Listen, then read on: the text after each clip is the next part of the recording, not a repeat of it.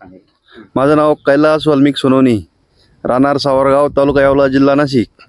यो बाग आम्ही दिवाळीच्या आधी छाटायच्या परिस्थिती होतो, पण पाऊस असल्यामुळं आम्हाला छाटता नाही आला. छाटल्यानंतर थोडं 8-10 दिवस पाऊस उघडला, आम्ही छाटला.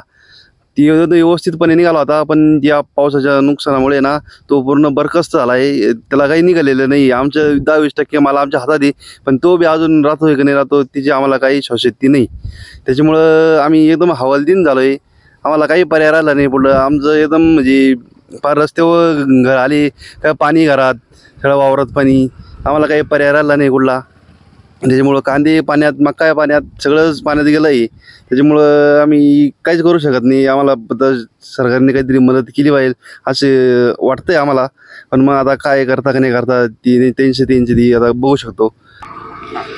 या भागामध्ये ना पूर्ण पाणीच पाणी, आम्हाला स्प्रे सुद्धा नाही करता येते. त्याच्यामुळं आमचं लई इतकं कष्ट आहे का त्या कष्टाला आमचं कवडी मोल काहीच भेटत नाही आम्हाला. त्याच्यामुळे ना आम्ही एकदम म्हणजे तुर्दूस आले. आमचे खर्च करण्या इतके सुद्धा पैसे राहिलेले नाही आहे. त्याच्यामुळं आता काय करणार आम्ही? आता आमच्या पुढं प्रश्न लई मोठे उभे. आमच्या पोरांचे शिक्षण, बाकीचे पोरांचे लग्न कसे करणार आम्ही? आम्हाला काहीच नाही, काहीच राहिलं नाही. सगळं पावसामुळं बरखास्त झालं आणि सगळं बागात पाणीच पाणी, कांद्यात पाणी, मकात पाणी.